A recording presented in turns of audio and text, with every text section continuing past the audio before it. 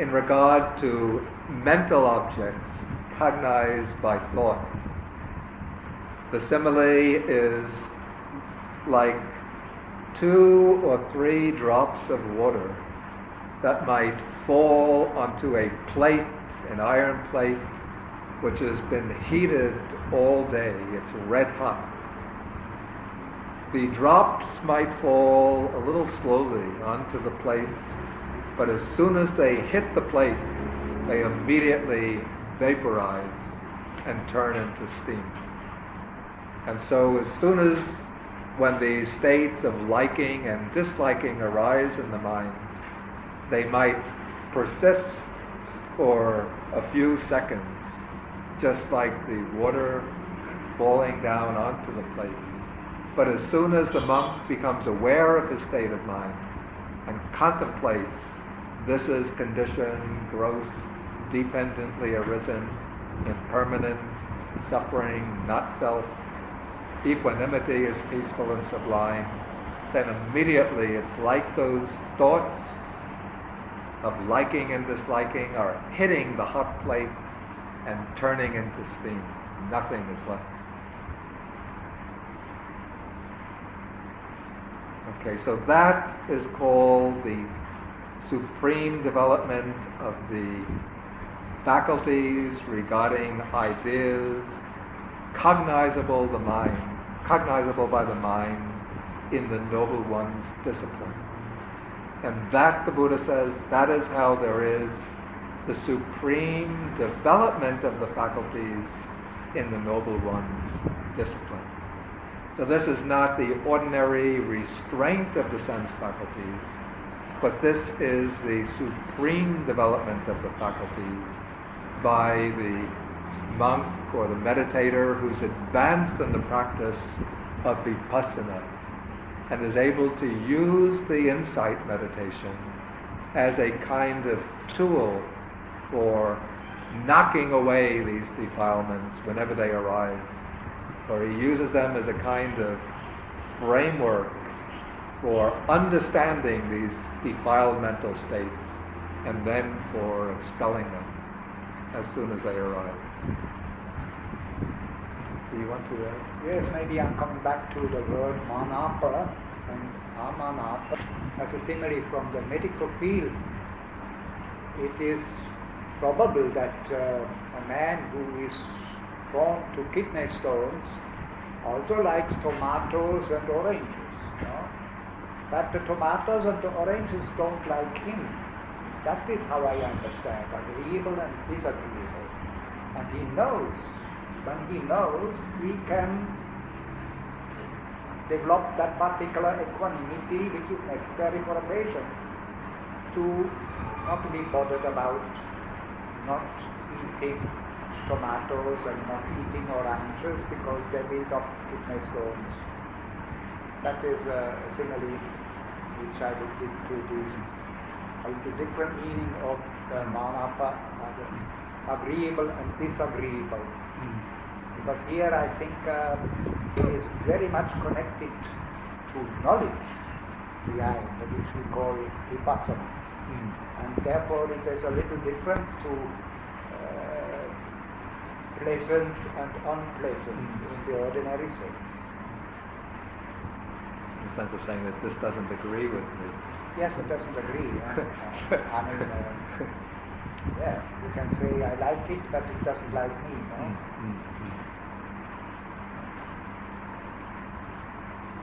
No? Okay, but now this method by which the Buddha explains the development of the faculties, it seems from what follows, is intended for a monk who is still in the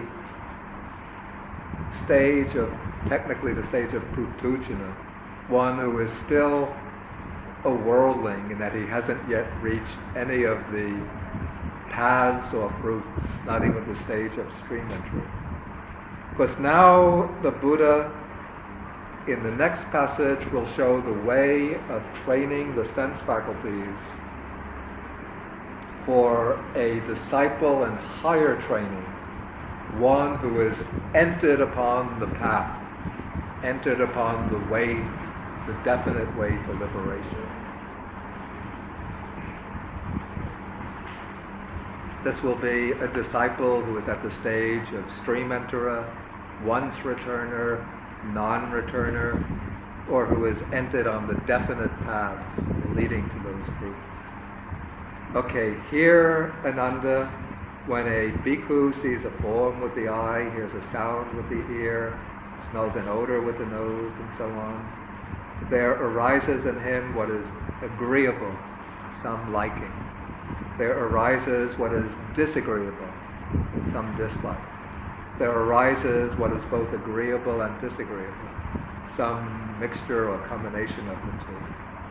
Then he is ashamed, or actually humiliated, ashamed and disgusted by the agreeable that arose, by the disagreeable that arose, and by the both agreeable and disagreeable that arose. That is how one is a disciple in higher training, one who has entered upon the way. I have to admit that I find this a little bit obscure, because it seems to me that in the previous passage, the ability to withdraw from the sense state and to go very quickly into a state of equanimity seems to me to be like a higher response than that of having this humiliation, shame, and disgust towards the sense object. So I have to admit I can't completely figure this out. The only thing I could think of is that perhaps the disciple in higher training is considered to have developed such a well-controlled, well-disciplined mind that when his mind gives way to some kind of liking, disliking, and so on, it's something that he feels ashamed of.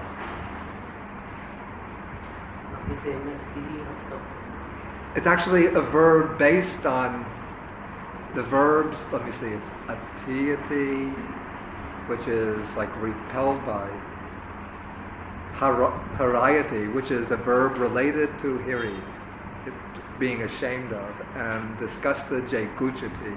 That's not quite the same as otapa. But one of the verbs is related to hiri, so what he feels is hiri, otapa isn't implied, because this is some kind of inner sense of repulsion of these thoughts. So, anyway, that is my conjecture. Perhaps Venerable Sumedha, you want something? Maybe this kind is also a fine advice to get a certain disgust which is necessary to counter it, for the disgust, or the disgust only as a tool to remove that kind of burden, to dwell with this kind of momentary attachment and fixation on such attractive or unattractive object. It's the only thing I can. Because always we find in the text, make your disgust strong as a weapon, as a... That's the nibbida. Nibbida. It's a disenchantment, turning away from these objects. And that helps, of course. You have to use a little strong images to get rid of the greed for these or that. Okay, and now in the final section, the Buddha is going to show the arahant, the liberated one. And he does so by using the expression, a noble one with developed faculties. That is, the Pali expression is aryo bhavitindriyo. That is one who is fully completed the development of the faculties. Okay, first I'll read the text.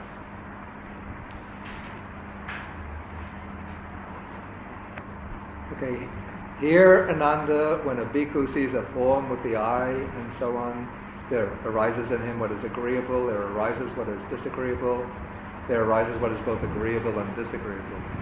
Now, it seems here that these words, agreeable, disagreeable, and so on, undergo a little shift in meaning. That's the only way I can make sense of the passage. Because for the arahant, there cannot be any liking and disliking towards sense objects. There cannot be any attachment or aversion.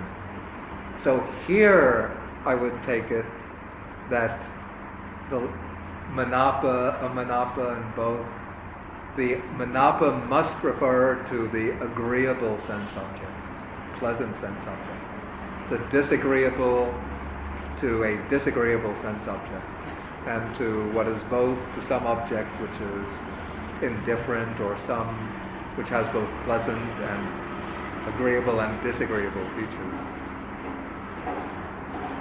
Okay, but now the arahant is able to practice a particular type of mastery towards his experience, which elsewhere is called the 5 types of arya-iti, the 5 types of magical power of the noble ones. Okay, first, if he should wish, may I abide perceiving the unrepulsive and the repulsive, then he abides perceiving, the unrepulsive and the repulsive. Okay, this means that if he sees some kind of disagreeable object, something which is ugly, or something which is threatening, for example, a person who is disagreeable to him, then he is able to perceive that object or that person as unrepulsive. He doesn't feel any aversion, any repugnance towards that object.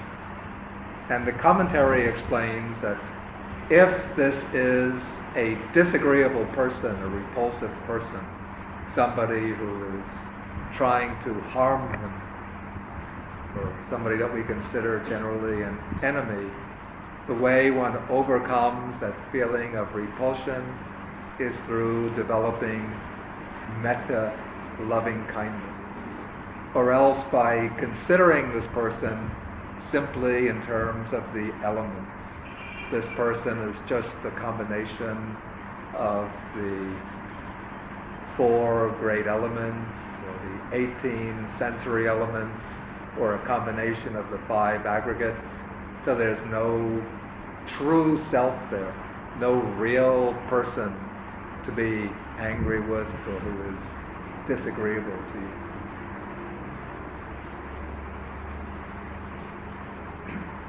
And if it's a disagreeable object, something ugly or threatening an object, then one can just contemplate the object by way of elements, just impersonal elements.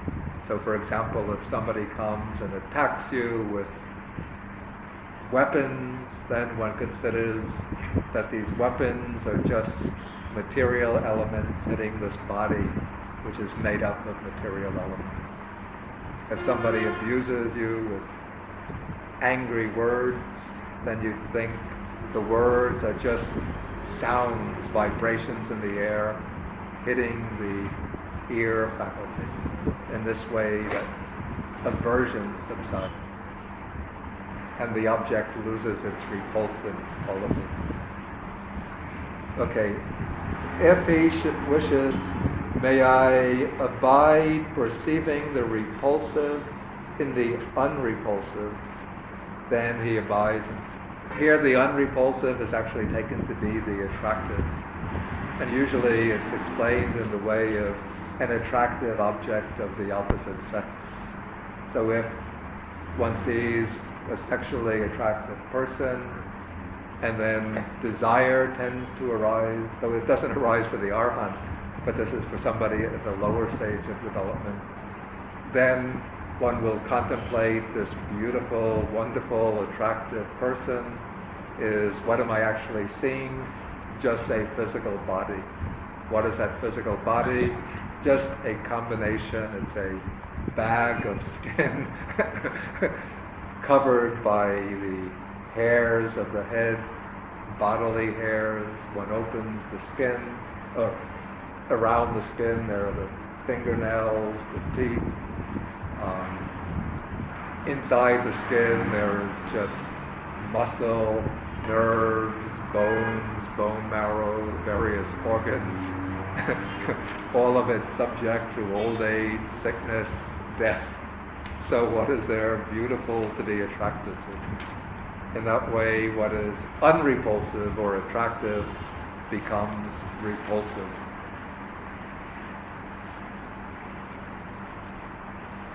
Or if there's some beautiful but inanimate sense object, even say beautiful, delightful tastes, delicious tastes, then to overcome the craving for the taste, then one just turns the taste into an impersonal element. It's just the taste element, something arising through conditions, passing away. In that way, there's no special attachment to the taste. If one hears beautiful music, then one could just revert to a frame of mind in which the music turns just into notes, individual notes, which are sounds. Then the music loses the melody, loses the harmony, and just becomes a flow of sounds, disconnected sounds.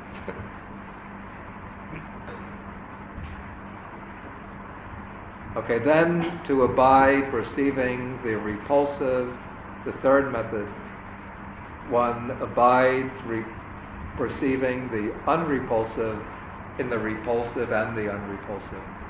That way is the same as method number one, but now one is considering both the repulsive and the unrepulsive as being unrepulsive.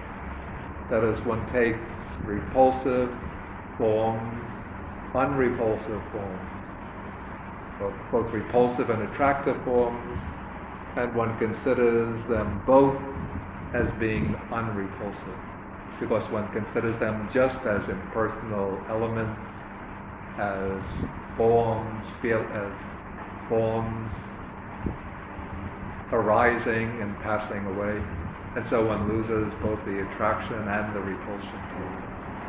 And similarly, method number 4, one perceives both the unrepulsive and the repulsive as repulsive. One considers all physical bodies as just being combinations of the 32 parts, and all inanimate objects as being just impersonal elements.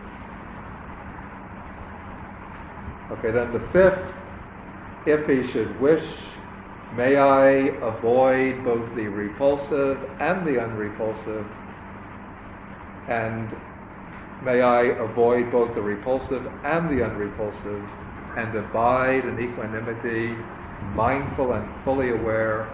Then just by making that determination, he can withdraw his mind completely from the object and from the object's features, and immediately equanimity is set up with mindfulness and clear comprehension. So that is how one is a noble one with developed faculties. Did you want to add anything? Here it is, we are in fact in the middle of the real magic. And when we think about the master of it, Mahamoggallana, he was a master of these things, especially because of his tremendous speed of changing his attitude towards those things. So here we can see something which is very ugly, but then we see the beauty in us by having compassion to that leper man or that ugly person on one side, and we gain. When we go stronger and stronger, we can see that the result of such exchanges are always the highest mental states possible to upekkha. And that is the magic to see the things and also to teach the things even in the arahant Mahamoggallana, he was not caught by the beauty and by the ugly in that way, but he could definitely see what is understood as ugly and what is understood as beautiful. And therefore he could easily teach someone who was caught by his own beauty that there is another side, by anicca, that beauty will fade away. So here, this is in fact the mechanism, the datas on which one builds up the attitude to develop upekkha. The datas. The data, these things are the pleasant, beautiful and ugly. Data. Data.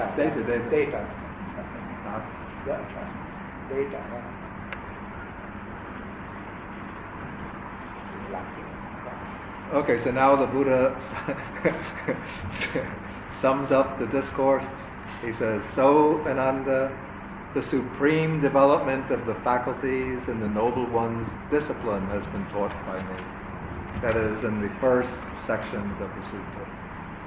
Then the way of the disciple in higher training who has entered upon the path, that has been taught by me.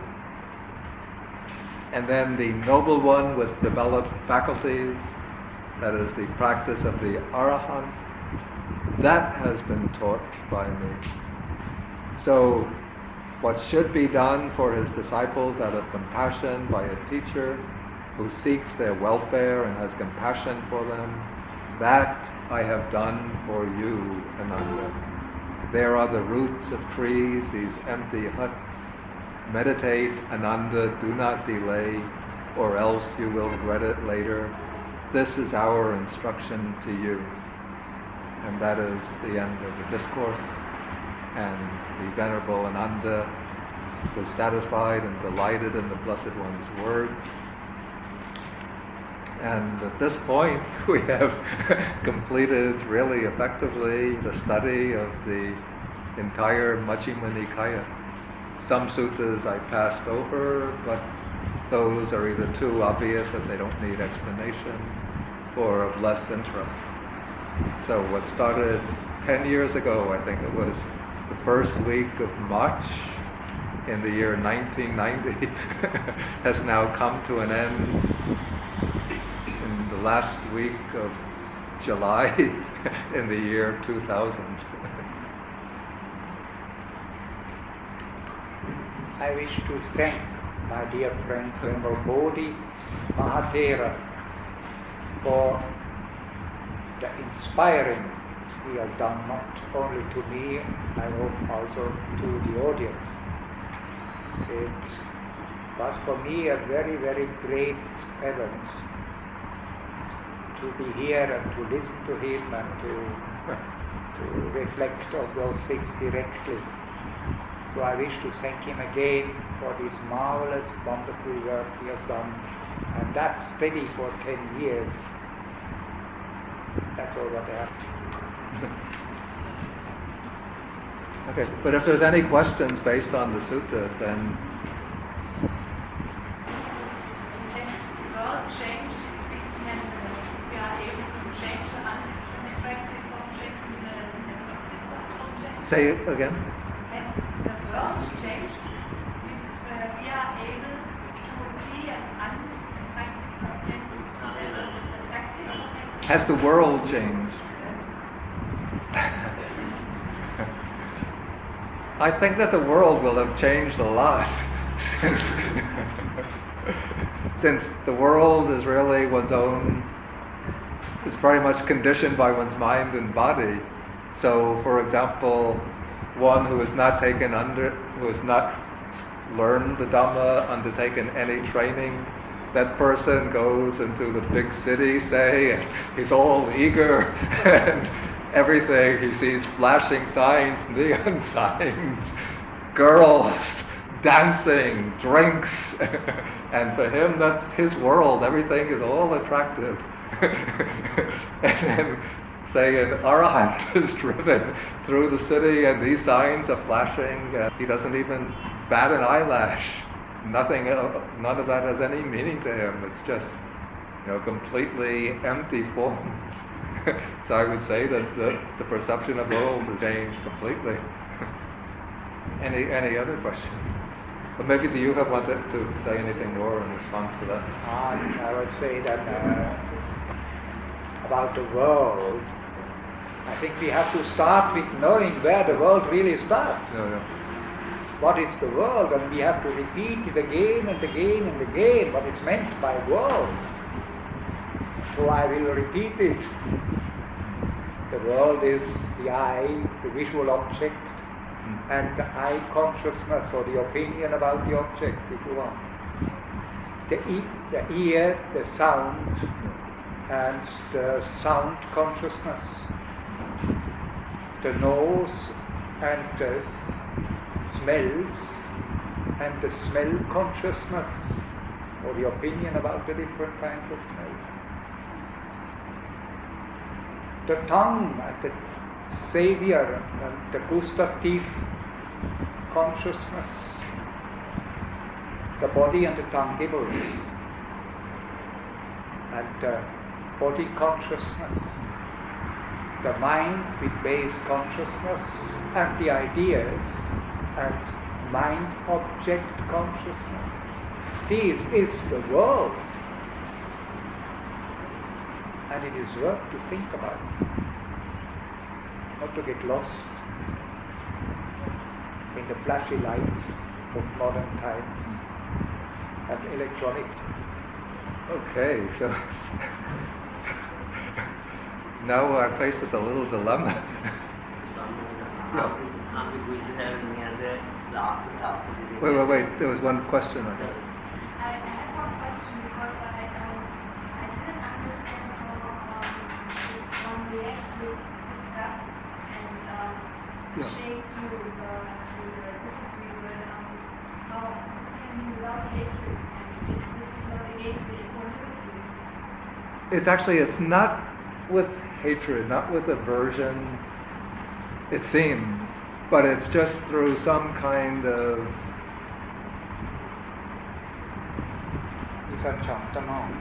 maybe disenchantment is the word, or some kind of inner, well, the word that's used in Pali is the word hiri, shame. The verb, as I said, is based on hiri, which is a wholesome mental quality. It's a virtuous mental quality. So it's not aversion, because aversion, dosa, or patiga, is an unwholesome mental quality. But I have to say it does seem to come a little, that's why I said it seems to come a little bit, to my mind, it seems like a coarser state and a coarser way of practice than that of the monk who's able to quickly withdraw from that liking, disliking, and enter into equanimity, just like the man who can snap his fingers, or the drop of water that's quickly dissolved. So it's a little bit of a problem to me. I'm not really able to make clear sense of it. Even that disenchantment that you use, it still seems like even disenchantment is a somewhat coarser state than a quick withdrawal to equanimity.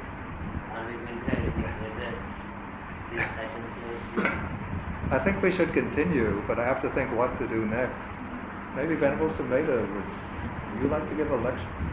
Yeah, only once, until you are, until you get your next lessons. Maybe preparing. I can do something in between next time.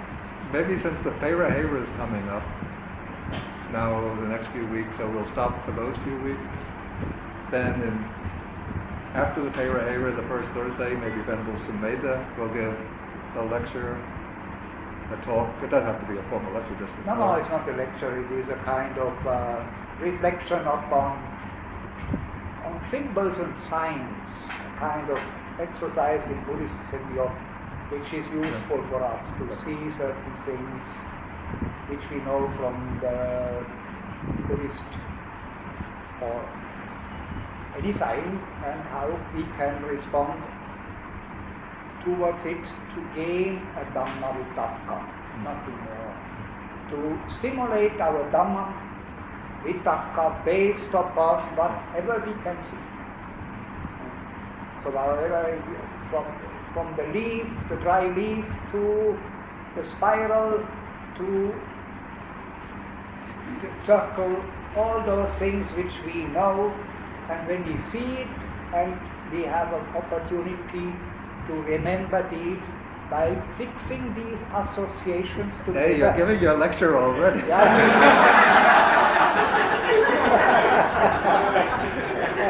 These associations together, as you have it, it's similar when you think about penny, you think about kiri, and when you think about kiri, you think about penny. That is what I wanted to do, to bring something which is fixing our mind towards the Dhamma. So let me just see the count. You want to make that the 17th?